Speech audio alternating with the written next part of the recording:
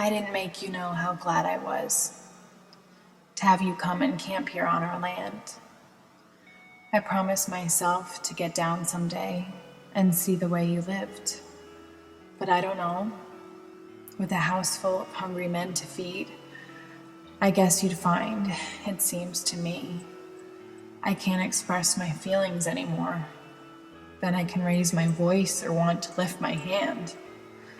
I can lift it when I have to. Did you ever feel so? I hope you never. It's got so I don't even know for sure whether I am glad, sorry, or anything. There's nothing but a voice-like left inside that seems to tell me how I ought to feel and would feel if I wasn't all gone wrong. You take the lake. I look and look at it. I see it's a fair, pretty sheet of water.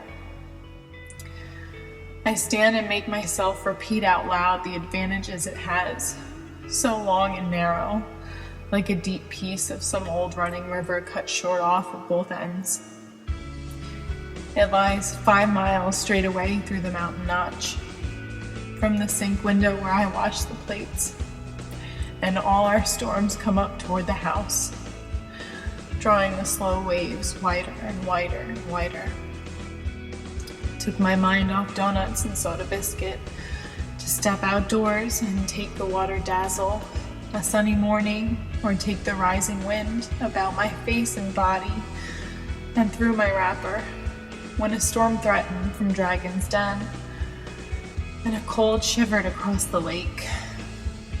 I see it's a fair, pretty sheet of water. Oh, Willowberry, how did you hear of it? I expect, though, everyone's heard of it. And a book about ferns? Listen to that. You let things more like feathers regulate your going and coming. And you like it here? I can see how you might, but I don't know. It would be different if more people came, for then there would be business. As it is, the cottages Len built. Sometimes we rent them, sometimes we don't. We've a good piece of shore that ought to be worth something and may yet. But I don't count on it as much as Len. He looks on the bright side of everything, including me. He thinks I'll be all right with doctoring, but it's not medicine. Lowe's the only doctor who's dared to say so. It's the rest I want there. I have set it out. From cooking meals for hungry hired men and washing dishes after them, from doing things over and over that just won't stay done. By good rights, I ought not to have so many put on me, but there seems no other way. Len says one steady pull more ought to do it. He says the best way out is always through, and I agree to that, or insofar as that I can see no way out but through, leastways for me. And then they'll be convinced. It's not that Len don't want the best for me. It was his plan, or moving over in beside the lake from where that day I showed you we used to live, 10 miles from anywhere. We didn't change without some sacrifice, but Len went at it to make up the loss. His work commands, of course, from sun to sun, but he works when he works as hard as I do, though there's small profit in comparisons. Women and men will make them all the same. But work ain't all. Len undertakes too much. He's into everything in town.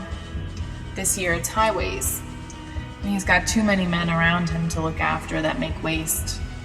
They take advantage of him shamefully, and proud, too, of themselves for doing so. You have 4 here to board. Great good-for-nothings sprawling about the kitchen with their talk while I fry their bacon. Much they care. No more put out in what they do or say than if I wasn't in the room at all. Coming and going all the time they are. I don't learn what their names are, let alone their characters, or whether they're safe to have inside the house with the doors unlocked. I'm not afraid of them, though, if they're not afraid of me. There's 2 that can play that. I have my fancies. It runs in the family. My father's brother wasn't right. They kept him locked up for years there at the old farm. I've been away once. Yes, I've been away. The state asylum. I was prejudiced. I wouldn't have sent anyone of mine there. You know the old idea. The only asylum was the poorhouse. And those who could afford, rather than send their folks to such a place, kept them at home. And it does seem more human. But it's not so. The place is the asylum. There they have every means proper to do with, and you aren't darkening other people's lives. Worse than no good to them, and they no good to you in your condition. You can't know affection, or want of it in that state. I've heard too much of the old-fashioned way. My father's brother, he went mad quite young. Some thought he had been bitten by a dog, because his violence took on the form of carrying a pillow in his teeth. But it's more likely he was crossed in love, or so the story goes. It was some girl. Anyway, all he talked about was love. They soon saw he would do someone a mischief if he wasn't kept strict watch of, and it ended in Father's building him a sort of cage or room within a room of hickory poles, like stanchions in the barn, from floor to ceiling, a narrow passage all the way around. Anything they put in for furniture he tear to pieces, even a bed to lie on. So they made the place comfortable with straw, like a beast stall, to ease their consciences. Of course, they had to feed him without dishes. They tried to keep him clothed, but he paraded with his clothes on his arm, all of his clothes. Cruel it sounds. I suppose they did the best they knew. And just when he was at the height, Father and Mother married, and Mother came a bride to help take care of such a creature and accommodate her young life to his. That was what marrying Father meant to her. She had to lie and hear love things made dreadful by his shouts in the night. He'd shout and shout until the strength was shouted out of him, and his voice died down slowly from exhaustion. He'd pull his bars apart like bow and bowstring, and let them go and make them twang until his hands had worn them smooth as any oxbow. And then he'd crow as if he thought that child's play the only fun he had. I heard them say, though, they found a way to put a stop to it. He was before my time. I never saw him. But the pen stayed exactly as it was, there in the upper chamber in the L. A sort of catch-all full of attic clutter. I often think of the smooth hickory bars. It got so I would say, half fooling, it's time I took my turn upstairs in jail. Just as you will, till it becomes a habit. No wonder I was glad to get away. Mind you, I waited till Len said the word. I didn't want the blame if things went wrong. I was glad enough, though, no end, when we moved out. And I looked to be happy, and I was, as I said, for a while. But I don't know. Somehow the change wore out like a prescription. And there's more to it than just window views and living by a lake. I'm past such help. Unless Len took the notion, which he wouldn't, and I won't ask him.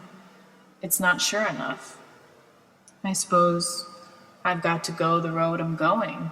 Other folks have to, and why shouldn't I? I almost think if I could do like you, drop everything and live out on the ground. But it might be, come night, I shouldn't like it. Or a long rain. I should soon get enough, and be glad to have a good roof overhead. I've lain awake thinking of you, I'll warrant, more than you have yourself, some of these nights. The wonder was the tents were snatched away from over you as you lay in your beds. I haven't courage for a risk like that. Bless you, of course. You're keeping me from work. But the thing of it is, I need to be kept. There's work enough to do. There's always that. But behind's behind. The worst thing that you can do is set me back a little more behind. I shan't catch up in this world anyway. I'd rather you not go, unless you must.